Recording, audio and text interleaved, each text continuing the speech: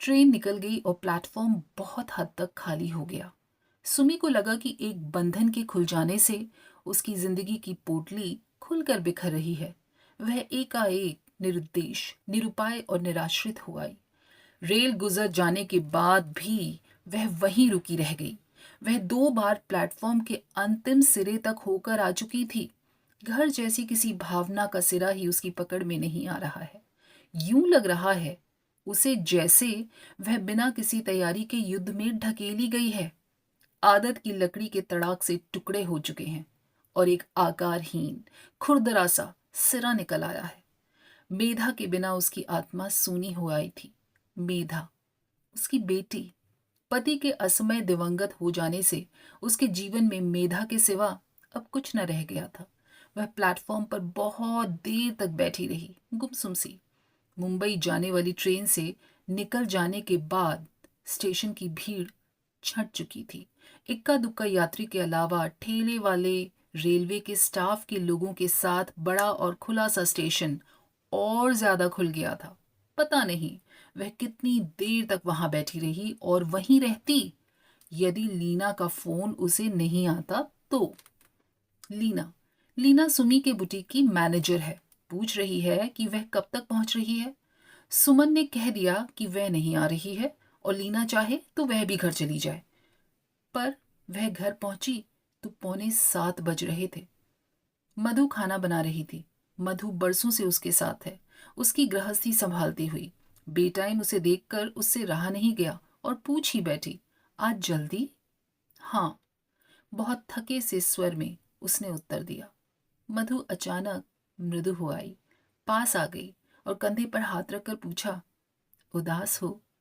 पता नहीं कैसे आंखें छलछलाईं, फिर भी वह चुप रही।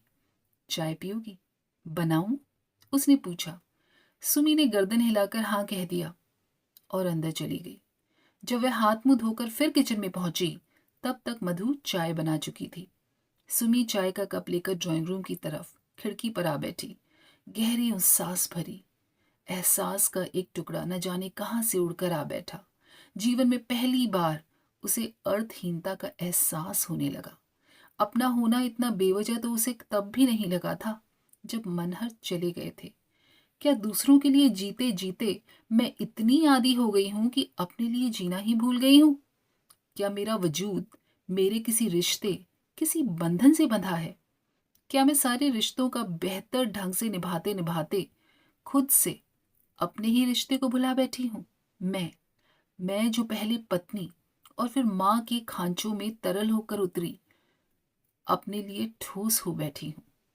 मेधा जा चुकी थी। अब सुमन की जिंदगी एकाकी हो आई।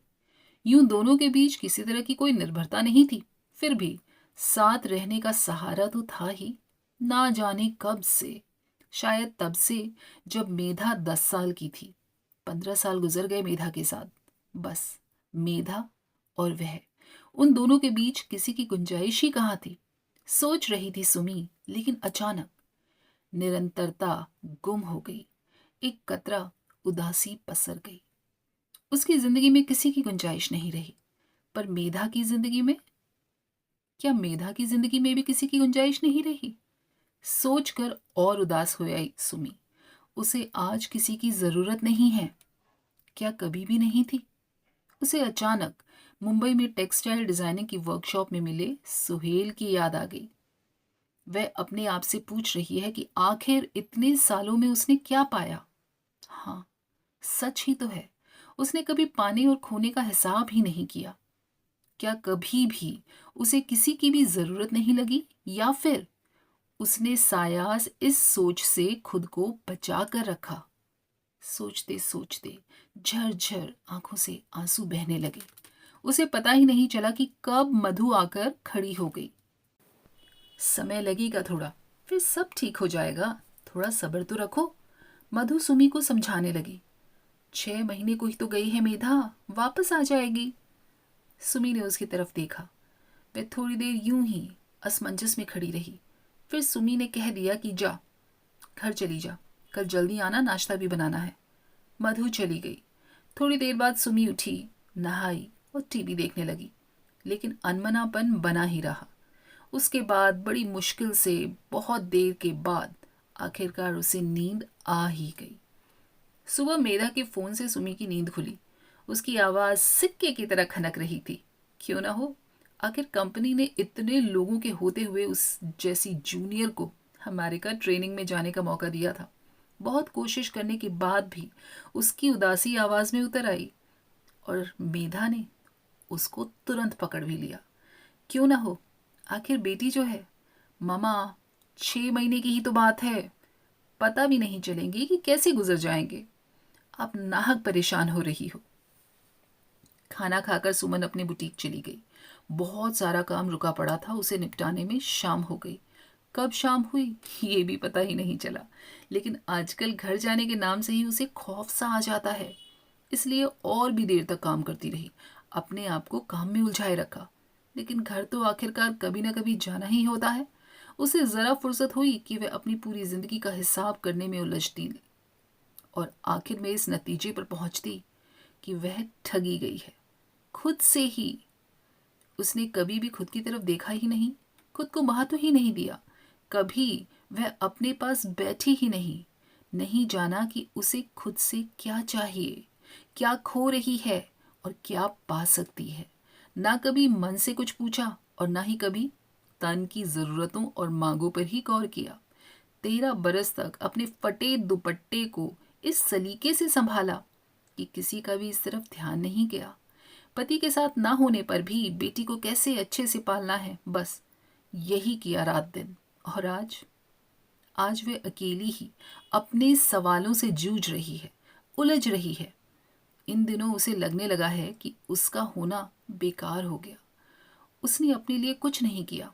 और अब आजकल वह सुबह भी जल्दी बुटीक चली जाती है और देर शाम तक वहीं काम करती रहती है। नवरात्रि और दीपावली की वजह से काम भी बहुत बढ़ गया है। जब मेधा थी तब वह इन दिनों ज्यादा काम नहीं लेती थी, लेकिन अब वह जल्दी घर जाकर करेगी भी क्या। फिर भी इस बात का ध्यान रखती कि लीना को ज्यादा देर तक वहां रुकना न पड़े। लंच करके अभी वे काउंटर पर लौटी ही थी कि शबाना आ गई। मेरे सूट का क्या किया? सॉरी सॉरी यार, अभी कुछ काम और रह गया है, परसों पक्का कर दूंगी, प्रॉमिस।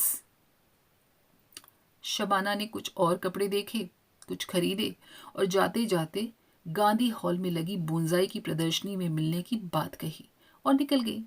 यूं सुमी आमतौर पर 7 बजे अपना बुटीक बंद कर देती है, लेकिन आजकल वह देर तक वहीं रहती। 8 बजे तक उसके बुटीक में होने की वजह से उसकी मैनेजर लीना लीना भी रुकी हुई थी, लेकिन सुमी ने उससे कह दिया कि वे अपने समय से घर चली जाया करे। लेकिन फिर भी शर्मा शर्मी में वो थोड़ी देर तक रुक जाया करती है। 8:30 होते होते सारा काम समेट लिया था सुमी ने। लीना तो बहुत पहले ही निकल गई थी, इसलिए सुमी ने सोचा क्यों ना वो प्रदर्शनी में चली जाए और वह उस तरफ चल निकली। हॉल के बाहर थोड़ी देर इंतजार किया, लेकिन उसे शबाना कहीं भी नजर नहीं आई। उसने शबाना को फोन भी लगाया, लेकिन रिंग जाती रही। शबाना ने रिसीव नहीं किया, तो वह हॉल के अंदर की तरफ चली गई।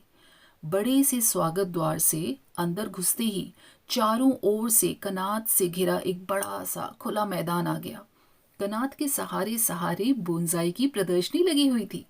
यहाँ सब कुछ छोटा छोटा, बोने लैंडस्केप, बगीचे और घरों के बीच खूब सारे बोंजाई और कई में लगे छोटे छोटे फल भी। सब कुछ गुलीवर के बोनों के देश जैसा, और इसमें घूम रहे थे ढेर सारे गुलीवर। सुमी एक बहुत सुंदर संसार का हिस्सा हो गई थी। अब उसे शबाना की याद नहीं आ रही थी। वह उस बौने संसार में मग्न हो गई थी। सब कुछ बड़ा अच्छा लग रहा था। तभी उसका ध्यान, हाय यह कितना प्यारा है, कहकर किलकती उस लंबे बालों वाली उस लड़की पर गया जो अपने साथ आए लड़के को लैंडस्केप के कोने पर रखे उसे चीकू का बोंजाई दिखा रही थी, जिसमें छोटे छोटे चीकू लटक रहे थे। लड़का बहुत अनमना लग रहा था। खींचकर बोला, इसमें प्यारा क्या है? ये सब कुछ प्रकृति के साथ मजाक है, क्रूरता है। क्या बात करते हो, यह तो एक कला है, लड़की ने कहा। लड़के ने उसे घूरा और पूछा, अगर कोई तुम्हारे साथ ऐसा करे तो? लड़की कुछ जवाब नहीं दे पाई, लेकिन उसकी आंखों की कातरता और उसमें तैरती नमी सुमी के अंदर फ्रीज हो चुकी थी। उस लड़की और मेधा का चेहरा गड़बड़ हो गया। वह पता नहीं कहाँ पहुंच गई। शायद उस लड़की ने कुछ जवाब भी दिया, लेकिन ऐन तभी शबाना ने सुमी के कंधे पर हाथ रखा तो वह पलटी। मेधा के जाने के बाद से वह जितना खुद से भागती है, उतनी ही खुद के करीब पहुंच रही है। कैसी हो? शबाना ने पूछा। उदासी चेहरे को छू कर गुजर गई। वह अपने पति असद के साथ थी। आप लोग कैसे हैं? सुमी ने पूछा। हम भी ठीक हैं। आपने तो मेधा की सफलता की पार्टी ही नहीं दी, हम इंतजार ही करते रह गए, असद ने कहा। सब कुछ इतनी जल्दी हुआ कि हम कुछ प्लान ही नहीं कर सके। मैं तो खुद ही उसकी ऑफिस की पार्टी में मेहमान बनकर पहुंची, सुमी ने जवाब दिया। चलिए, मेधा के लौटने पर हम देंगे एक बढ़िया सी पार्टी। जी जी, ज़रूर। आखिर मेधा आपकी भी तो बेटी जैसी ही है। अजी, बेटी जैसी नहीं है, बेटी ही है। पता है आपको मैं सबसे क्या कहता हूँ अक्सर? यही कि मुझे ये मलाल है कि मुझे भगवान ने बेटी नहीं दी।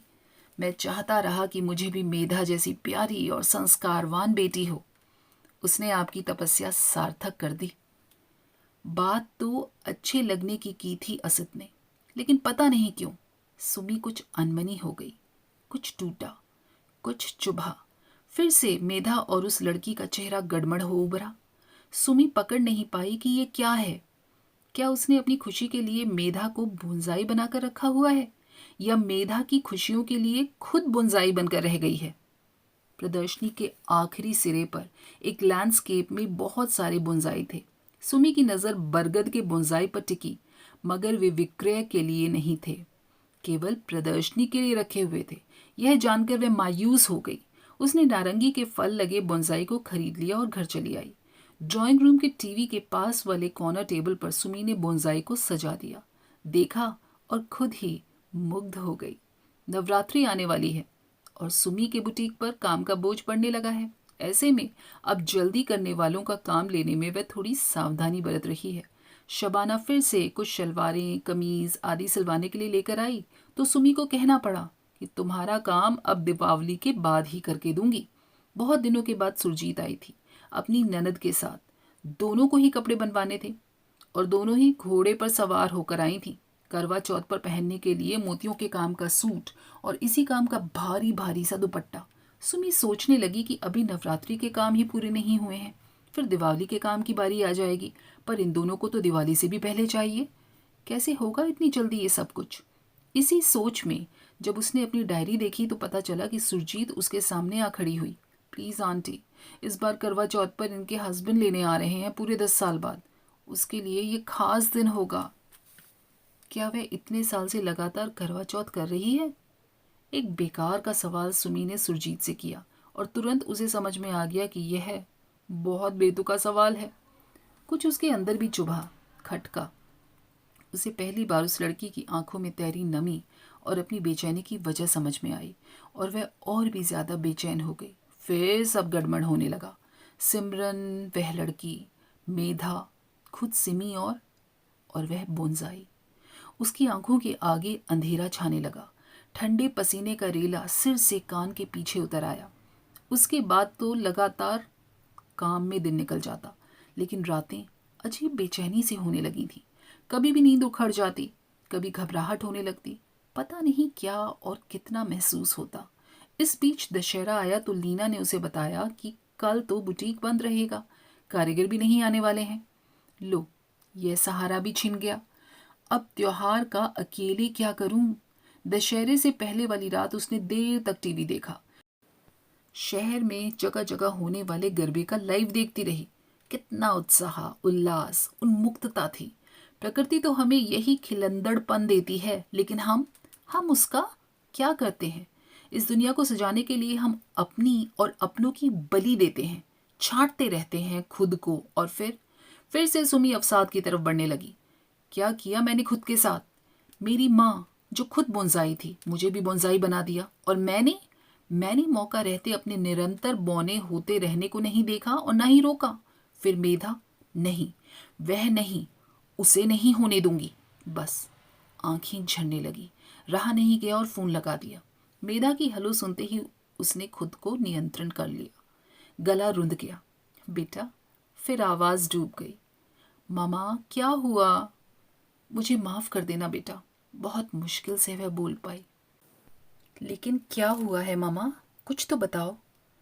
बस, मुझे माफ़ कर देना बेटा, मैंने तेरे साथ ठीक नहीं किया। फिर से आवाज़ टूट गई। उधर मेधा कुछ नहीं समझ पा रही थी कि आखिर मामा को हुआ क्या है। उसने घबराकर पूछा, कोई घबराने वाली बात तो नहीं है माँ, मैं आ रही हूँ इंडिया। सुमी ने खुद को संयत किया। नहीं बेटा, कोई घबराने वाली बात नहीं है, बस यूं ही। फिर रुलाई फूट पड़ी। मेधा उधर से घबरा कर ममा ममा कह रही थी और इधर इधर सुमी रोती ही जा रही थी। कुछ नहीं बेटा, रुंधे गले से सुमी ने उससे कहा, मैं तुझसे फिर बात करती हूँ, और फ़ोन रख दिया। घड़ी की तरफ देखा तो रात के 2 बज रहे थे। पूर्णिमा की तरफ बढ़ते चांद में लगातार निखार आ रहा था। यूं तो नवमी की रात थी, लेकिन नवरात्रि की कृत्रिम चमक से ही रात जगमगा रही थी। मेधा से बात कर सुमी थोड़ी हल्की हो गई थी। बालकनी में आई तो शरद की तरफ बढ़ रही कंवार की रात का सुहानापन उसे बड़ा भला सा लगने लगा। अचानक उसे कॉफ़ी पीने की इच्छा हुई। किचन से कॉफ़ी लेकर आ ही रही थी तो फिर से उसका ध्यान कोने में पड़े बोनसाई की तरफ गया।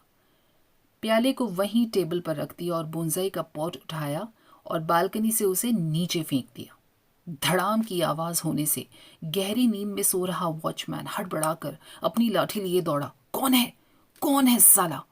एक भद्दी सी गाली दी और सुमी की बालकनी के नीचे आकर पूछा, कौन है? कौन है मेम साहब? फिर सुमी को ऊपर खड़े देखकर पूछा, क्या हुआ है मेम साहब? तभी उसका पैर बोनसाई के टुकड़े हुए पॉट पर पड़ा और वह चौंक कर हड़बड़ा कर पीछे हट गया। सुमी ने कहा, कुछ नहीं, तुम जाकर सो जाओ, और कॉफ़ी सिप करने लगी। दोस्तों, ये थी कहानी बोनसाई। कैसी लगी आपको? क्या आपके भी विचार कुछ इस कहानी से मिलते जुलते हैं कि बोनसाई शुभ नहीं होते? कमेंट करके ज़रूर बताइएगा।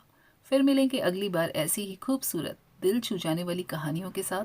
तब तक अपना और अपने परिवार का ख्याल रखिए, और अगर चैनल सब्सक्राइब नहीं किया है तो कर लीजिए, और अगर पसंद आई हो तो लाइक शेयर ज़रूर कीजिएगा। स्वस्थ रहिए और मस्त रहिए। नमस्कार।